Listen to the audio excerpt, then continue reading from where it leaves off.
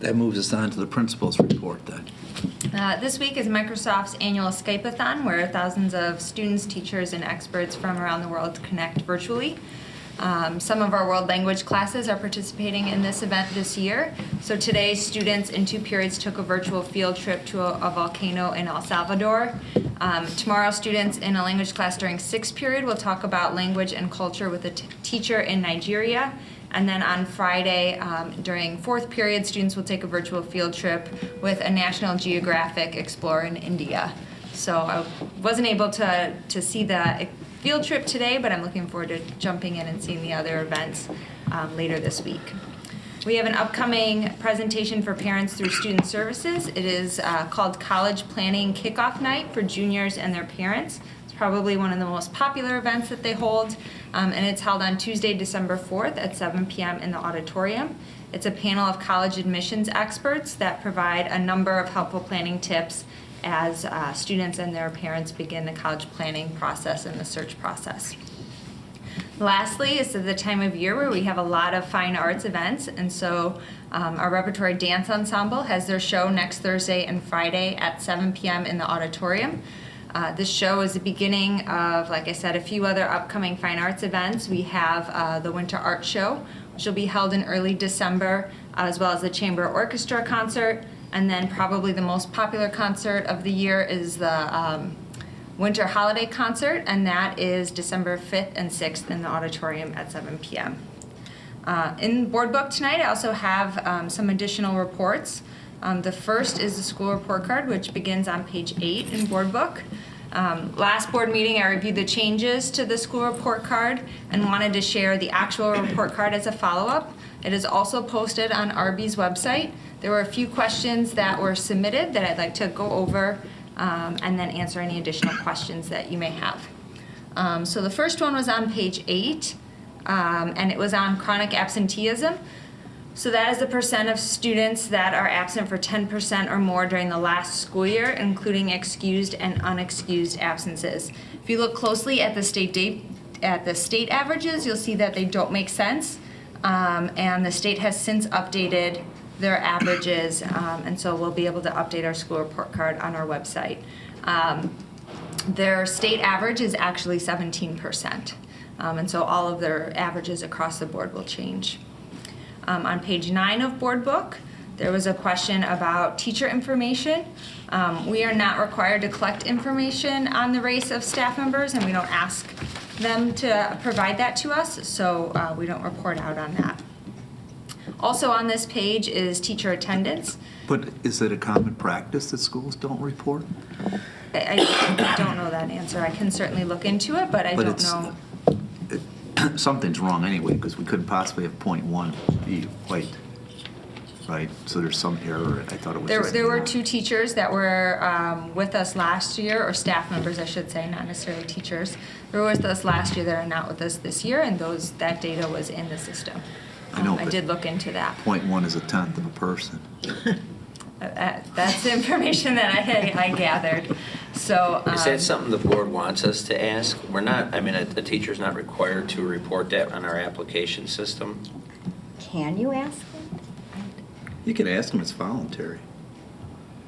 I just got one just last week. They asked us one for everybody in our company to report if you had a disability. Oh, yeah, It's for completely those, yeah. voluntary.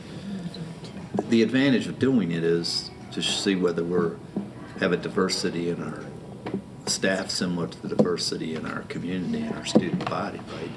yes, but if all staff don't do it, then that number is not going to be accurate, and we're not going to have an accurate representation of that. So that's the challenge with that information.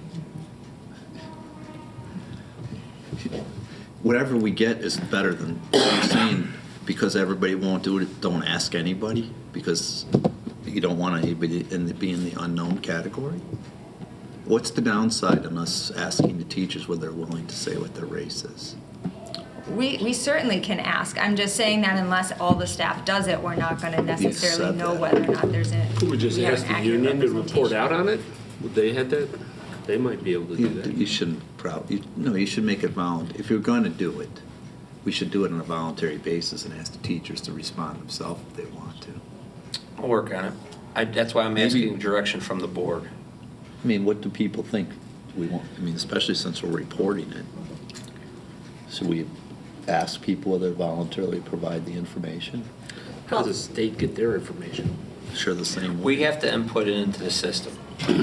So it's obviously something we haven't been asking for on our applications or tracking in our EILS system. EIS system, that's where we put like our state salary information that the board looks at every October. So what we would probably do is just have to do an individual survey, like you said, voluntary, and ask staff to fill it out. The reason I asked the question, Kristen, is assuming the state information has some accuracy, like there's 130,000 teachers in the state, they only came out with 2.3% unknown. That means other people are gathering the information pretty readily, right? Could also be pulled off of their license program, so where people are applying for their license, they're filling it out at that point, but maybe not at the application process in the district. Well, then maybe we should go to the state and say, how do you get the information? Can we get it from you? And you don't even have to ask the teachers. Yeah, let me look into this with Scott and Aileen Huber in our HR department. My comment, I have the same sentiment that Tim was saying. You know, it's voluntary, and so the unknown number will be there. So if it says 50% are unreported, 50% unreported. But it might show the distribution of our staff in the community, and are we representative? Do we have anything to hide? Do we not? I don't think it's a bad thing if people volunteer to give that information. But we're only being, but I think, let's say we ask and only 40% answer, and it shows that 99% just saying are white. That really doesn't tell us how diverse our staff is if only, Well, it wouldn't do right, that. like It we'd would almost show- need an answer from It would show everyone to be able to. 40% unknown, Well, 60%. Right, it would show, right, Yeah. that out of half of the people who volunteer that information, I mean, if we're proud of the diversity of our staff, we want to show that. Let's start with the first thing.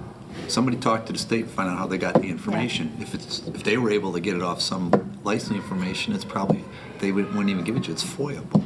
Try to get it from the state. Well, I certainly know, Start like, there. the state, the state gets our data, particularly from what we report, but we can check to see how the state gets their overall aggregate data. Okay. And we can go from there, certainly. Thank We you. can also add this to our application process, Right. so that, I'll work with Scott and Ms. Well, make sure you Huber. talk to our outside counsel. Yeah, I mean, before it would you do be that. voluntary, You might right? not be able to ask somebody when they're applying what race they are. Well, I think you just have to label it as a voluntary Right. question. Okay. But obviously, if the state's reporting it, somebody's filling it out somewhere. Right. But that's why I wanted to ask the board Good question. your preference. Assuming that our 101 is in that 30,000. 130,000, right? Yeah. Yeah, we'll work on it. It's got to be coming from somewhere. We could probably get it from somewhere else. Okay, Kristen, go on to the next one. The next item on that page, there was also a question on teacher attendance. So as again, this is the percent of teachers who are absent 10 or fewer days in the school year. This doesn't include professional development or FMLA leaves or when they go on a field trip. This has been a common trend for the past several years, I believe in part due to the built-up number of sick days that some teachers have. I think there are some language issues in the contract that may lend itself to this problem. We roughly spend around $200,000 a year on subs. But again, this has been a consistent pattern for the past 7 years. Yeah, can I just jump in with a question? It's probably not even a question, more of a concern. I went back a couple years just to see, because I was curious the last couple of years. And so like in 2016, it was 74%, and now we're at 68%. So like as a parent, I'm just concerned about the negative impact on student achievement when, I mean, even just tonight, actually, my son said to me, Mom, I had 3 subs today. Seems like I have a lot of subs. I said, okay, what do you say to that? But my concern is just on the impact on student learning, because it seems to me to be a lot, right? So 32% of our teachers are absent more than 10 days a year. Correct. Is there any, effort at all to maybe have a committee to look at incentives for teacher attendance? Or has anything in the past been done of that nature? Do you know? In regards to, we offer a incentive for, I believe we do a $50 gift card every year for teachers that have perfect attendance or support staff that have perfect attendance. The amount of sick days and the amount of sick days that you can accrue are part of the collective bargaining agreement. I know that they have been discussed in the past, and I will add that to our list for the upcoming negotiations. I mean, I find it ironic that we spend a half hour at a board meeting talking about student attendance, trying to get it even higher, in the high 90s. And then it's board goal. okay to be at 68% for our teacher attendance. It's really not okay. I don't think anybody here said that Right. it's okay. I mean, just even the state 70 or 60, you know, if the students see that, and we're doing everything possible to get that attendance in the high 90s, it's just. So if we could look at some type of incentive, just something to try to get that number. Get people to show up. I Right, gotcha. Right. On page 10 of Board Book, there was a question about the expenditure by function. There are the 4 functions that are listed: instruction, general administration, which is the superintendent and the Board of Education expenses, supporting services, and other expenditures. Other expenditures consist of life safety, capital projects, debt service, LADSI, and then also community expenses such as age group gymnastics, things of that nature. And so that So is it's all cap- accounted this for is- in the 31%. That's just, it says expenditure, but it includes capital projects. Correct. Yes. Yeah. Okay. That's that's the main reason we're high. Correct. On page 11 of Board Book, there was a question about CTE. CTE is career and technical education classes, so it really encompasses all of our applied arts department and their classes that they offer, such as business and marketing, family consumer science, technology, engineering, and as you can see, the state just reports out on the number of students taking a course. So that's the 528 kids that took one course last year, or what does the 528? Yes, correct. Stand for. Yeah, the number of Okay. students that enrolled in a CTE course during last school year. Okay. The next question that was submitted was on page 19 of Board Book. And, oops, one second. It was a question about the performance of our African American students on the SAT. I think this is an example of what I was trying to explain at the last board meeting. So at the junior year, can be a very small subgroup. And so the performance of a few students can significantly have an impact on the overall performance. But we do look at the disaggregated data of our students to identify any additional supports that we can provide subgroups of students as well as the entire population. And when we're looking at SAT performance too, we also need to keep in mind that the state has a much higher benchmark than our college board benchmarks and what they set. So just as a reminder, the math benchmark from College Board is 530 and the state benchmark is 540. And for ELA, there's a much bigger discrepancy. The College Board benchmark is 480 and the state benchmark is 540. Do you Also, happen to know if our black students are kind of evenly distributed between the 4 years? I do not know that So information. it off the says top there's of my head. 90 in total. We don't know if there's like 22 or 23 juniors that number's based on, right? Correct. Okay.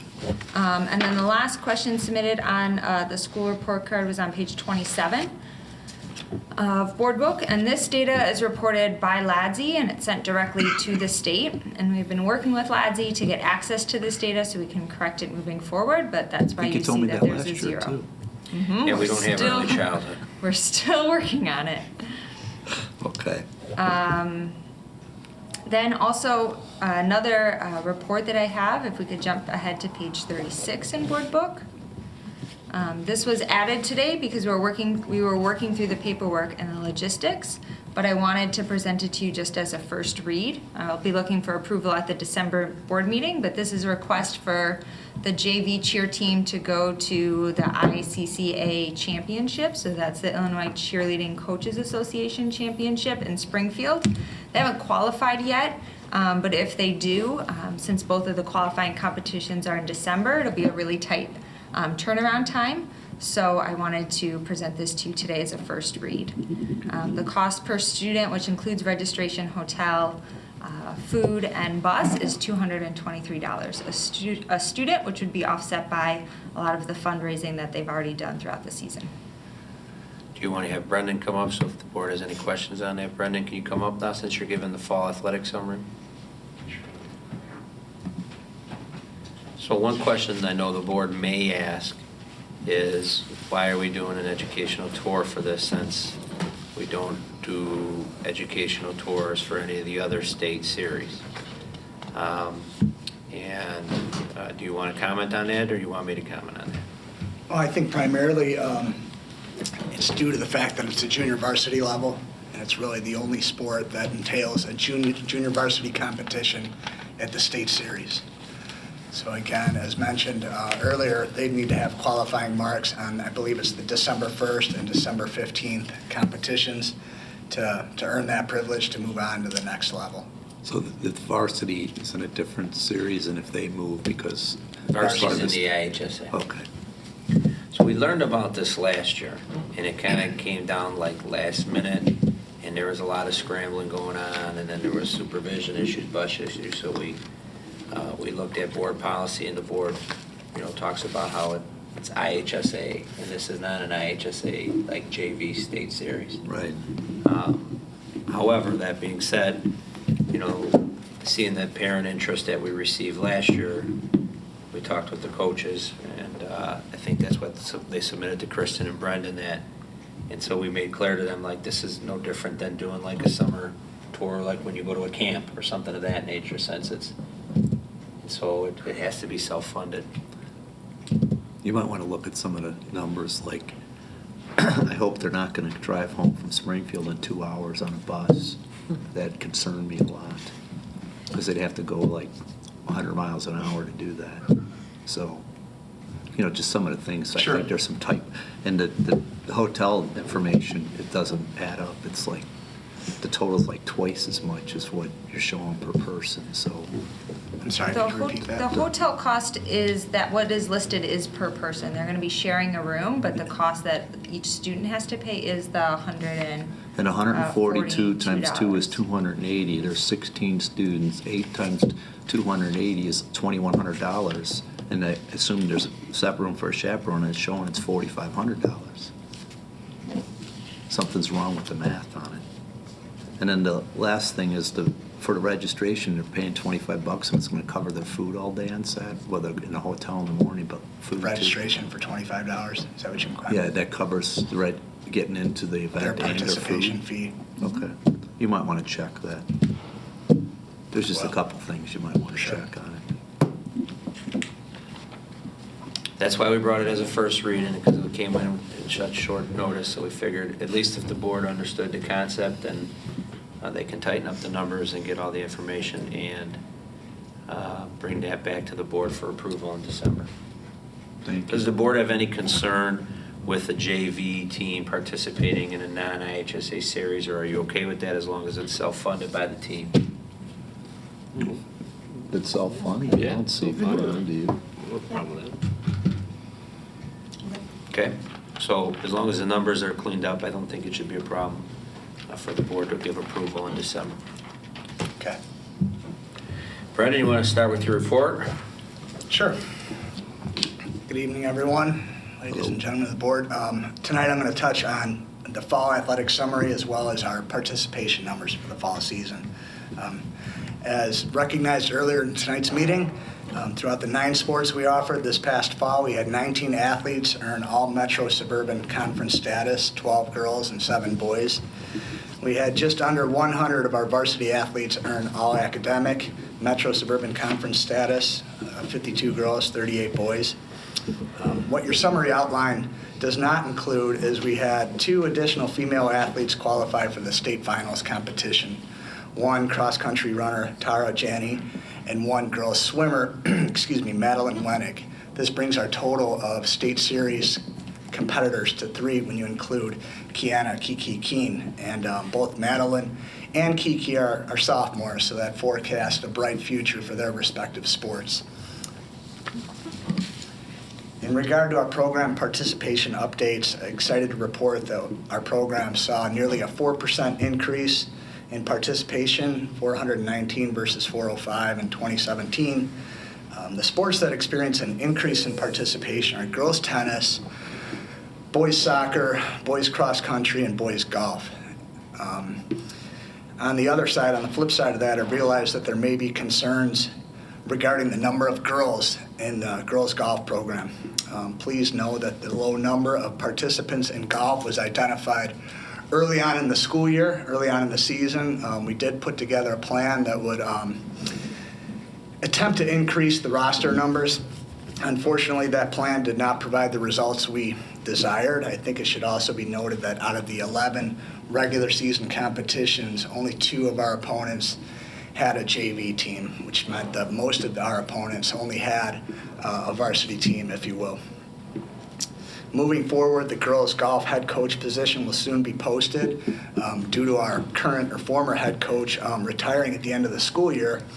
Now, whether it's an out-of-building candidate or an in-building candidate, obviously there will be an emphasis and a priority placed on identifying and putting in a plan much further in advance that will increase the number of participants in an effort to have both the JV level and a varsity level. To compete at either level, you need to have 6 golfers. Shifting gears, overall girls sports saw a decrease of 5 athletes this year compared to 2017, while our boys sports saw an increase of 23 student athletes compared to 2017. National studies show that there's been over an 8% decrease in girls' youth sports participation, girls aged 6 to 12 years old over the last decade. And it's possible that we're feeling a little bit of a trickle effect on children opting not to participate, and that could be due to a variety of reasons, some which, but certainly doesn't limit it to limited opportunities, household resources, as well as the shift from recreational sports to travel sports, or the in-house programs to travel sports. I think the bottom line is with girls that are at that junior high level, it's kind of all or nothing, right? Whether that's just kind of jumping all in on a travel team to get that experience to prepare you for the high school level. So I feel as though we're seeing a little bit more of the individualized athlete on the female side of things. But that's kind of where we're at in terms of kids that are entering Riverside, Brookfield with that opportunity. So obviously it's something that we're aware of and we will address moving forward. As a first-year assistant principal of athletics, who is about to conclude my first semester, I realize there will be ebbs and flows within our athletic programs. However, it is our goal to provide the RB student athlete with the resources in order to achieve excellence both in the classroom and in the athletic arena. I can tell you that I have been in contact with every coach of every sport in the building and outside of the building coaches, and they all know, they're all very aware that my door is always open. Communication is critical to me because I believe it fosters positive relationships and lends itself to sharing that necessary information. In closing, tonight starts the winter season, if you will. Our girls varsity basketball program is taking on Deerfield High School at the Maine East tournament. And as mentioned earlier, our fall season comes to a conclusion with this Saturday's girls state final swim series at Evanston High School. That concludes my end of the report. Are there any questions? All right, questions? I have one question.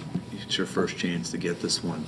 How do you evaluate the coaches and determine whether we should offer them a position again next year? Sure. When you look at some of the records, and again, I realize the students and the participation ebb and flow, but Well, I think there's a lot of contributing factors. In fact, we have an evaluation sheet and we have weekly meetings throughout the course of the season to identify what their goals and objectives are as they progress through the season. And then at the conclusion of the season, we'll also have a sit-down one-on-one meeting to identify the needs, wants, and where that program's at and where that coach is at in terms of his short-term plan, whether his or her short-term plan, whether that be identifying what they need to do in the off-season to better prepare their student athletes going into the next season, as well as a 5-year plan.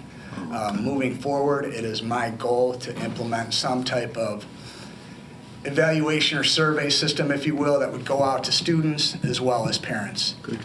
Right now, we're basically, coaches are encouraged to survey their exit seniors, the seniors that are moving on that really don't have a reason to hold back in terms of giving feedback on their program, and I've always found as a coach that's valuable information moving forward with your program. Great. Thank you. Thanks, Brennan. Okay, thank you. Have a good night. Okay, Have a good winter season. thank you. Kristen, are you done? Or do you have more to talk No, about? I'm done. Okay. You checking the math over there on that?